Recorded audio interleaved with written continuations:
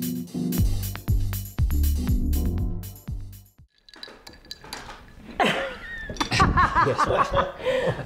my, if that's any indication, I gotta tell you, you are in for a real treat in this segment of Frame.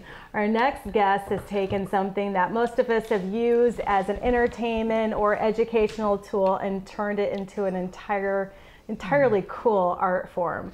With me is multidisciplinary artist Mel Andringa. Thanks, welcome to Frame, Mel. Hi, Yvette. Thanks for coming to my studio. I love your studio. It's so happy. Well, it's sort of I do some work here because I can just do it on the tabletops and so forth. But I do have another studio that I use as well. This is more my showroom and my the place where I do interviews. Oh, really? Yes, yes. Oh, we're not there right now. Oh, how'd that happen? My studio is some other place. Your interviewing studio. It's so cram-packed full of puzzle boxes that you can't walk in it. So we're much more commodious here. Well, what I was talking about in the intro that I didn't really give people the idea of what it is, but I'm sure you can tell now, is puzzles. Mel has figured out the secret to puzzles and how they are stamped, and has turned puzzles into an art form. So I'm going to stop talking, and I would love for you to tell us how this came about, when you figured it out. And well, you know, it's not like it was. It's not like it took a genius to figure it out. It was an accident. Well, just like I just put this little this cup together, and I'm putting these little kind of gluing these broken cups together. Jigsaw is a mosaic form. And the first jigsaw puzzle probably was when the first time somebody dropped something and it broke into pieces, and then they assembled it. The idea of that I came across was that manufacturers use the same stamp to cut lots of different pictures. I discovered this when I was 10 years old.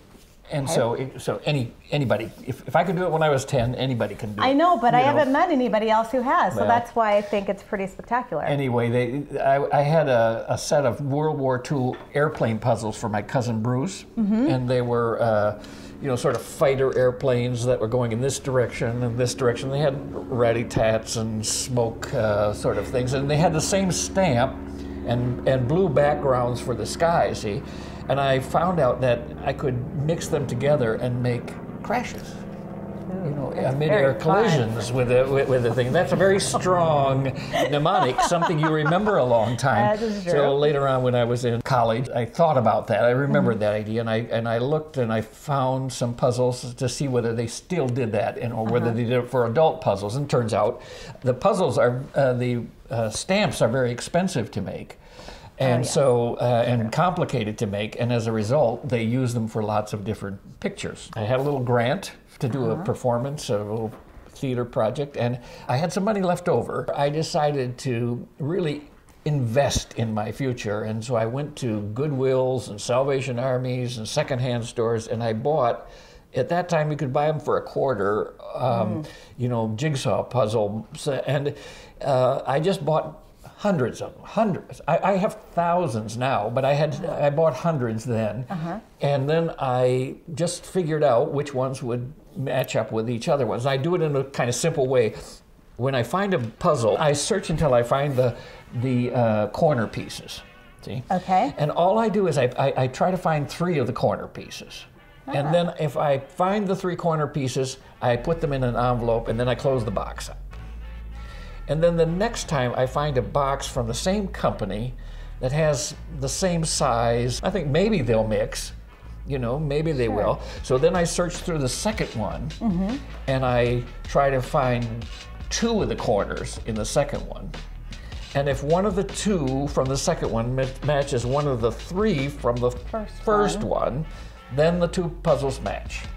And then I put the first one together, like this one, and then I look for another, then I start the other one. I work it on top of the first one. When you work with a jigsaw puzzle, you're working with 2 kinds of information on the piece. You're working with the shape of the piece, Yes. and the shape of the information on the piece. Yes. So that's why when you do a puzzle that's almost all sky, it's hard because you only really have one kind of information. You have the information, the shape of the piece, but the shape of the information on the piece is all blue. That makes it twice as hard. On the other hand, if all the puzzle pieces were exactly the same shape but have a different part of the picture on it, that would be twice as hard. I work the second one on top of it, and I do it for another reason, not only to make it faster, but also to see the registration of the two images. So if this is one picture, then the next picture I do it on top of it, then I see how those two pictures fit together. Because I can't move this piece to that location. That piece goes in that location, but I can move the piece that's exactly this shape and exactly that size. I can switch it out with the other one. Yes. And by working them on top of each other, maybe I'll get a little idea like a pun.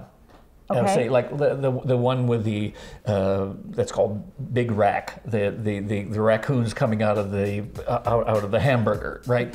So maybe it's a little pun, like an audio pun that I think of because you spend time working with the jigsaw puzzle. So you know maybe a little gag like that, comes out of the idea, and then you put that together, and that's what it is. And that's what it is. Other times, they don't fit together very well visually, but it might be that there's a kind of a pattern in the way the pieces are laid out, and you might be able to do something kind of conceptual, like take a row from puzzle A and then a row from puzzle B and then switch it with a row from C, sort of knit with it, or create a kind of conceptual pattern, you know. So I've found so many different ways to do these, to mix them together, that they kind of mimic the history of, you know, art history, where artists sometimes do things conceptually, sometimes they do things intuitively, sometimes they do things kind of painterly, sometimes they do things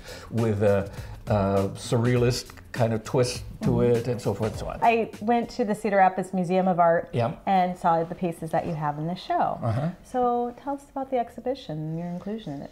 Well, that's an exhibition of works that were that the museum acquired in the last 5 years from area artists. It's Lure of the Locals is the name of the show. Yeah, it's called Lure of the Local. And I had a show at Cornell. They saw one of those, and they wanted one of them. It was a kind of a man's head, and it's made out of half a dozen different puzzles. And I kind of paint with the pieces to create essentially the silhouette of the man's head, and he's wearing a hat.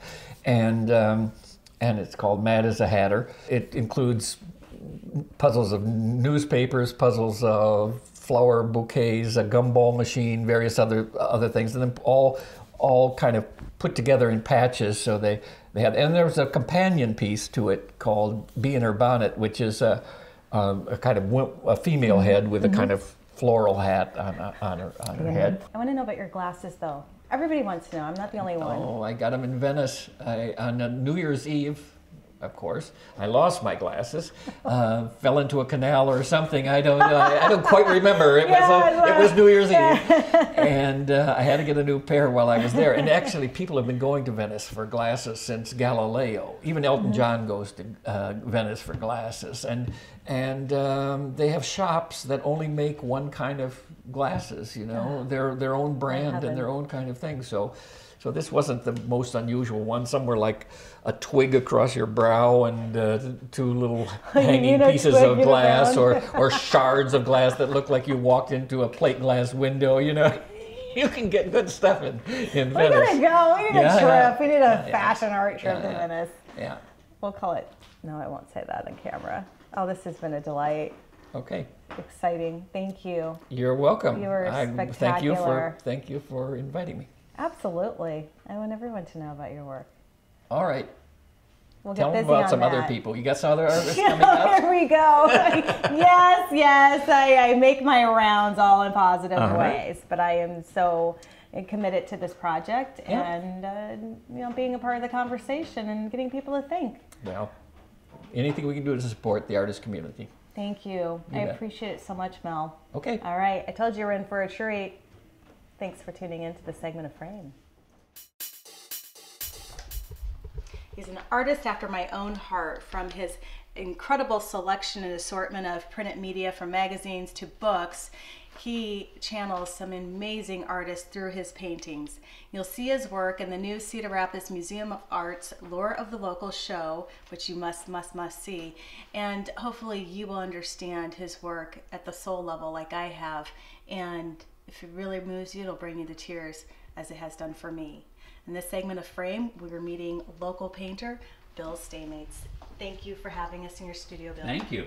Thanks for being on Frame and sharing your work. You bet. Isn't that pretty? That's gorgeous. Really wild. It's so decadent. Yeah, that's really decadent. That's what I love. It's so Look at that acid yellow kind of funky color. That's really cool. Yeah. So and then there's this one. And then I have a ton more. I'll just pull some out that are just really kind of interesting. These are so beautiful. Leopard skin paper. And I'm a paper maker. I mean, I did a lot of paper making in grad school. So I work with Tim Barrett, the Center for the Book, University of Iowa Center for the Book. Oh. So yeah, there's some more. Aren't those cool? These are really, really cool. So they end up in my. The paper's a huge part of what I do, and also influences the work quite a bit. Okay, for that one. Isn't that cool? That is really cool. Yeah. So then I like it sometimes if it's really a little bit translucent. Because then the pink comes through. So on this piece over here, it has all that coming through. You can see how that tiger stripe. I mean, who would use tiger stripe with the hummingbirds? But it works. And this piece is all about the verticality. So it's all about up and down. And so I did it this way. And then a stencil on top. So I have a bunch of stencils. So there's also a lot of stenciling going on. So this is all stenciled gold, and those little dots are stenciled. And then I trick the eye by then also it's putting these little round mirrors on. So that's a stencil in the background. And this is right in here, more of the handmade paper coming through, right? So, yes. But it just becomes part of the piece. It's not overt, like, I'm doing collage. It's just all part of the painting. Right. So I view paper as a layer of paint. So what's the intention of tricking the eye with the glass mirrors? I want to make sure I think it's a nice visual, and I think that it also just relates to the whole idea of they found them above the clouds. This is a trippy piece in the first place, they're all kind of up there. I'm essentially bedazzling. So they're bedazzled. Yeah, they're bedazzled. So but that's but it makes it just a little more intrigue. It's a little more, and it's fun because when you walk by, especially with the high gloss, like the super uber gloss, then that surface is really shiny, and then when those jewels work with that, it all kind of comes together and works really well. It's glossy flossy.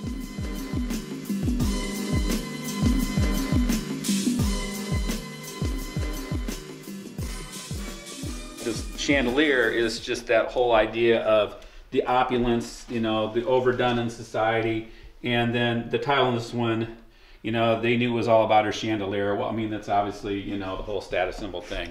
And then I really just went after that from just making it obscure and wanted to kind of mess with the paint and make it not just, really literal, but just sort of playing with the paint. So there's stenciling, there's still stenciling in there. You can see the stenciling there. And there is some handmade paper in there, although it's not real evident. You can really see the texture of the layers. Right, and exactly. The base. Yeah. So you get really close to it. Yeah, but I want it dripping and just, overdone and all that stuff on there. Let them eat cake. Right.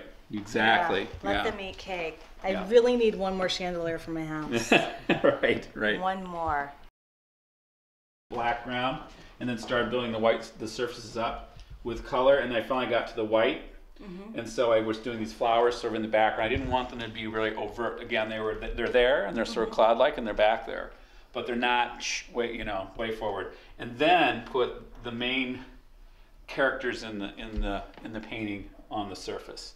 And the other thing I am is layering up these stencils too. And the last thing I'm doing is bringing in the titles, and the titles for me are very important. I view those titles and the artists that inspire me, I look a lot at Barbara Kruger and Jenny Holzer because they're really good word artists. It does lead you down a path, but not really. It's profound, but where are you going to go with it? I view the way artists make paintings sort of like I'm starting the dialogue. So the titles help start the dialogue, but I'm not ending the dialogue. The dialogue is really, you as a viewer are now completing the dialogue or adding to the whole dialogue that the painting has started, Yes, right? yes. So in a lot of ways, it's like social media, isn't it?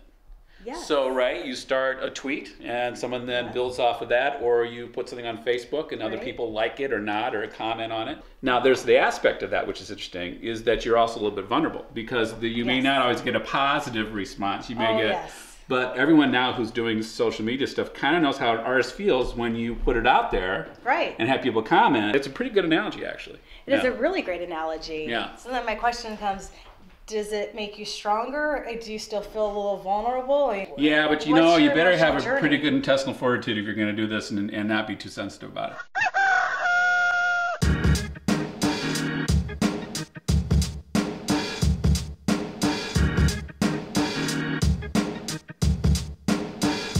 This dude who's this designer in New York, and I just love just completely overdone rooms, just pattern decoration just layered on there, and that's sort of my inspiration for a lot of this work right now. So I look at a lot of pattern decoration artists, Joyce Kozloff, people from the 70s and people like that. And then the animals, I look a lot at Walton Ford. I don't know if you're familiar with his work. He does these amazing watercolors. I got one. Oh, right here. This is Walton Ford. Okay. No, So I look at his stuff a lot. And this is just a huge, huge watercolor, and he does these great pieces that are obviously comments on social comments and using the anthropomorphic and making commentary on culture, society.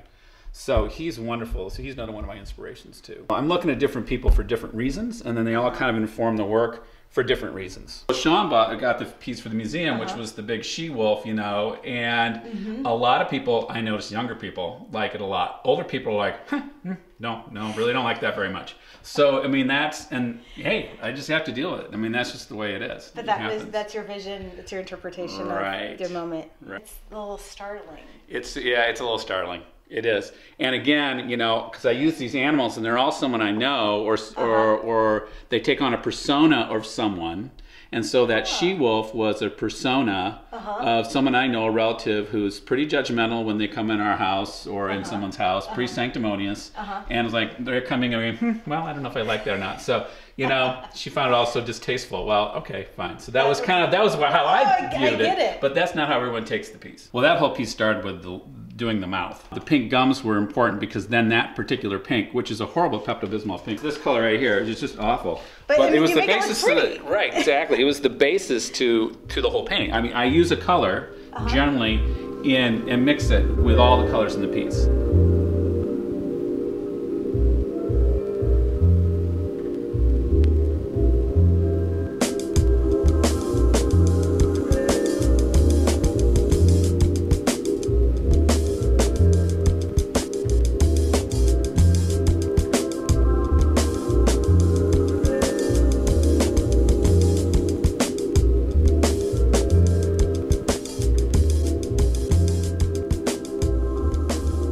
Thank you so much Thanks, for being thanks. on frame. We You bet, appreciate it, Bill. you bet. Thank you. Thank you. And thank you for tuning in. Have you ever seen an artist's work that just grabs a hold of you and doesn't let go? Well, that's exactly what happened to me when I saw our next guest's work at the Cedar Rapids Museum of Art's Lore of the Local exhibition. He's a photographer and a Photoshop extraordinaire. Welcome to Frame, Shane McAllister. How are you, Shane? I'm doing great. Thanks so much for being on Frame. Oh, We it's my appreciate pleasure. it. You are a photographer. You have many different subjects, but one that you are showing in the exhibition is Charlie.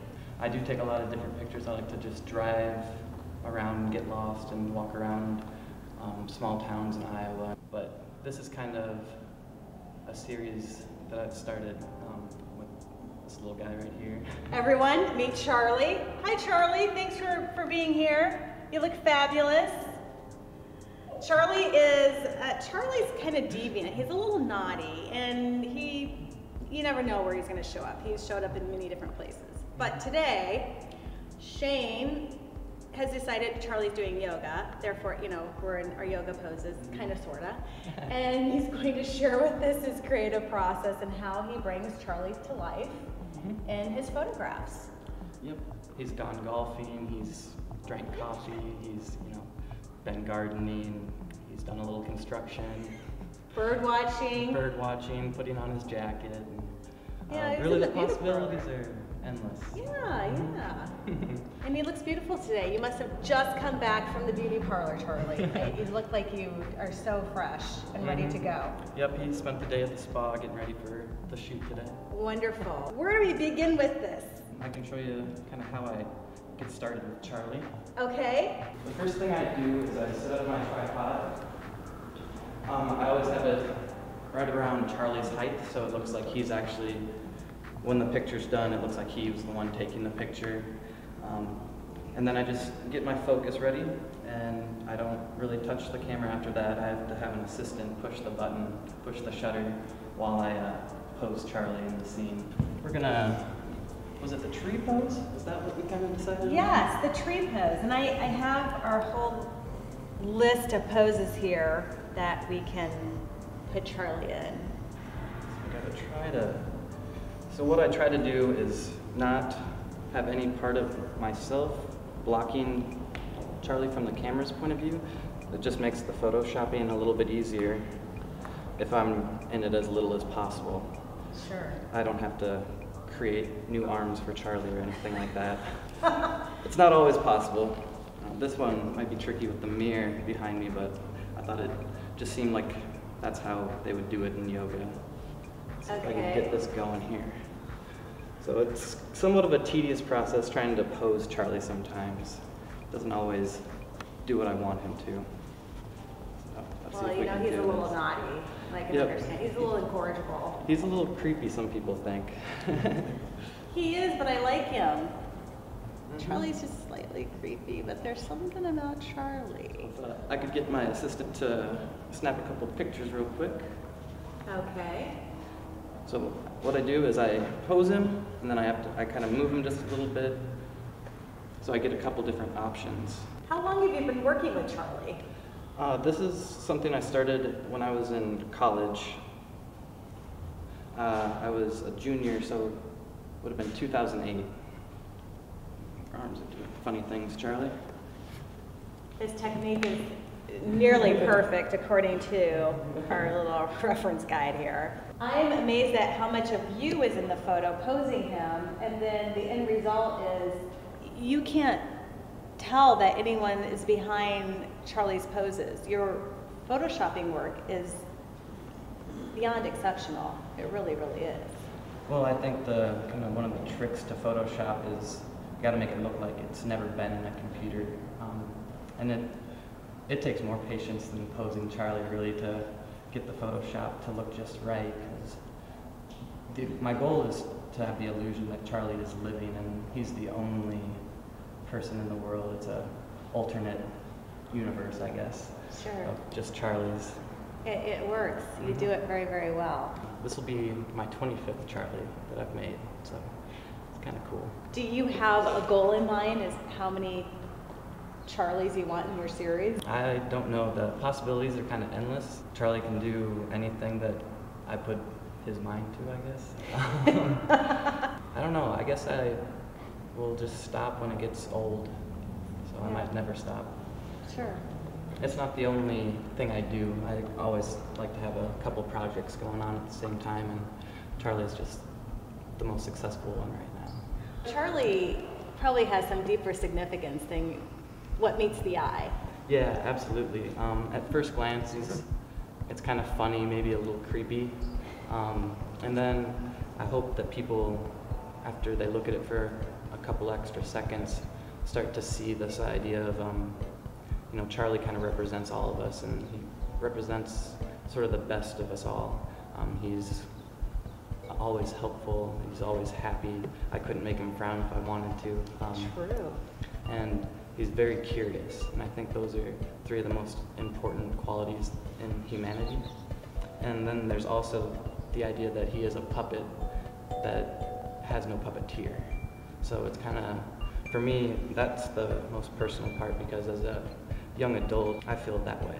I'm no longer in school. Parents aren't really responsible for me anymore. I'm making my own choices kind of the same way that Charlie gets to make his own choices. I guess it's a lot about the freedom that you get when you can be responsible for yourself. I am still controlling him. It's an illusion that of choice, I guess. Like, I'm still posing him, and you can kind of keep digging deeper and deeper and finding more meanings with this work. Oh, I dig it. I have a whole new perspective on the Charlie series. Thanks for sharing that.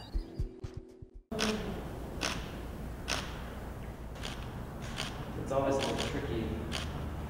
I have to keep in mind where the last dummy was, Right. so that it looks natural that he's actually being pushed. And sometimes that gets real tricky, like if a Charlie's handing another Charlie like a cookie or something, or have to make it look like it's actually happening. Sure. So that can be a little bit of a challenge. That's probably one of the biggest challenges with this work, is getting him in the right position and Yeah. remembering where everything's at. You know, I really love Charlie's lipstick, and I'm wondering if you know the color, because that's what Rambunctious Red, I think, is. Oh, yeah. Oh, What I that's would good. call That's it. a good name. Thank you. That's a really great name. That imagination. Keep that going. What do you think kills people's imagination? I don't know. I haven't figured that out. Mine. I'll tell you if I ever lose mine, how I lost it, I guess. Do you give yourself permission to be as wildly imaginative as you'd like? Oh yeah, absolutely. Well, I majored in photography, but I think as an artist, I shouldn't be the one that censors myself away from doing something. If I have an idea, I'm going to go with that idea, like with 100% of my energy, whether or not it's something I know how to do even. I think too many times with artists that we tend to get a style and we get recognized for one thing, and then we're afraid to go outside of our comfort zone. We're afraid that the audience won't follow us, and I think if you believe in it, then other people will believe in it too. If you have an energy about your work, people will see that. They'll respond to it. I'm not going to stick to just making Charlies. I want to push myself and see what kind of artist I'll be in 5-10 years. It'll be something completely different. Oh, I'm excited. I can't wait to see. Charlie, thanks for being here as well. Yep, thanks, Charlie. All right. Charlie says, peace out. Thanks for tuning in to Frame.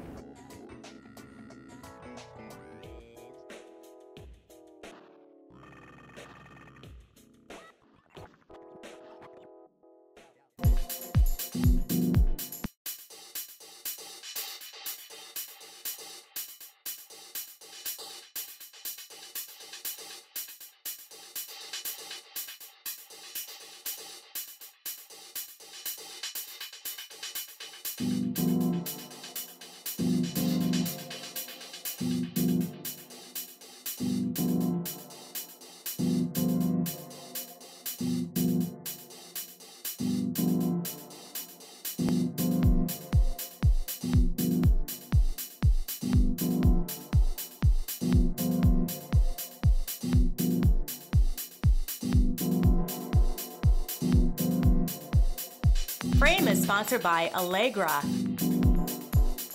Click Marketing Solutions, Style Folio Jewelry,